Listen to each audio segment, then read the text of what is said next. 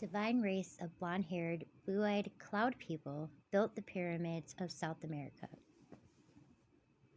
Historian, anthropologist, and archaeologist Robert Tepper has written extensively about the Chachapoyas, the cloud people, an ancient Aryan people who built great civilizations, which featured massive pyramids and mummies. In Central and South America long before the Incas and Aztec, and their civilization even predates the Egyptians by almost 2,000 years. But as Sepper points out, this early model of civilization, with the white elite ruling over non-white native races, has been found worldwide, from Africa, India, Egypt, and Asia. And wherever these civilizations have occurred, they have ended the same way.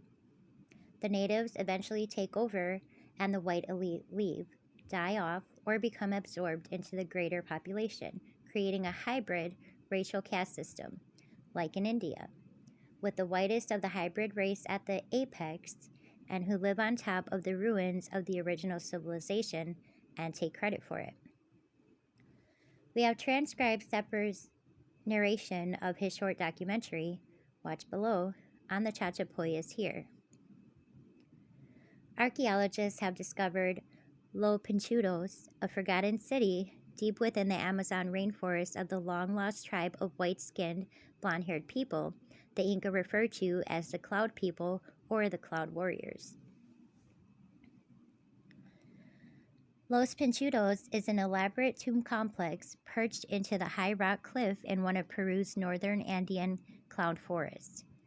It's a natural and World Heritage Site and features clay and stone tombs with wooden grooves.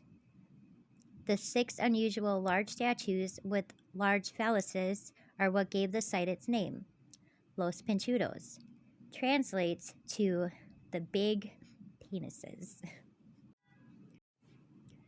So little is known about these people who carved these settlements out of the dense foliage, but the Inca civilization called them the Cloud People, or Chachapoyas, which is named after the cloud forest they inhabited in what is now northern Peru.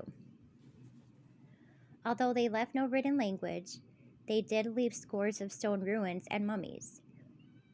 For many centuries, the Cloud People cut farm terraces and villages into these steep slopes and raised llamas and guinea pigs, until around 1470 when they were finally overwhelmed by the Inca who conquered the region. And when the Spaniards arrived in 1535, the surviving joined them to subdue the Inca. The Europeans were very impressed with their skill, courage, and battle prowess, but by the 1700s, smallpox drove them to extinction. The Chachapoyas did leave mummies, and archaeologists have discovered an underground burial vault inside a cave. The Spanish conquistador, Pedro Cesar de Leon, wrote of the tribe.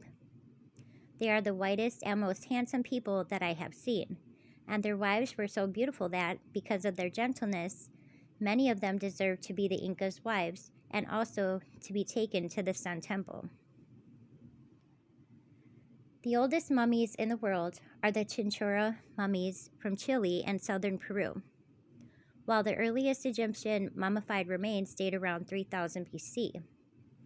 The earliest Chinchorro mummified remains date to 5000 BC.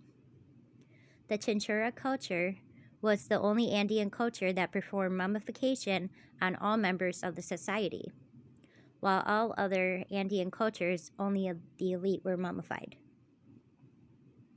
The Chinchorro mummies have Caucasoid hair and features, and only Chinchorran culture existed exclusively of Caucasoids.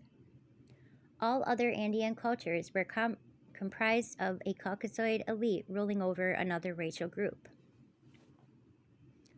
A major burial site of the Nazca culture was the Chochilla Cemetery, established 200 AD, used for about 600 or 700 years, and the hair of the mummies is obviously Caucasoid hair, and they were all wearing long robes. The ceramic vessels were produced by the Mochi culture from around 1 AD to 800 AD, and they all have beards. Facial features are Caucasoid, and all wearing long robes. The Wari civilization was the pre-Inca population who inhabited the area that is now known as Lima in Peru. They left blue-eyed decorated mummies. 2,000 years ago, a mysterious and little-known civilization, the blue-eyed elite, ruled the northern coast of Peru. These people were called the Mochi. They built huge pyramids that still dominate the surrounding countryside. Some were well over 100 feet tall. The Lord of Sipan tomb is held by some archaeologists as one of the most important archaeological discoveries in this region and in the world in the last 30 years. The main tomb was found intact, untouched by thieves. The Spanish explorer Pizarro asked the Inca who these light-skinned blondes and redheads were, and the Inca Indians replied that they were the last descendants of the Viracochas. Viracochas, they said, were a divine race of white-skinned men with beards, and they were so like the Spanish that the Europeans were called Viracochas from the moment they came to the Incan Empire, and the Incas thought that the Viracochas would come sailing back across the Pacific. So all over the world, we find legends such as the Viracochas. They all share similar themes of being visited in the distant past by a race which seems to have been deified. According to the principal Inca legend, before the reign of the first Inca, the sun god, Contiki Viracocha had taken leave of his kingdom in present-day Peru and sailed off into the Pacific with all of his subjects.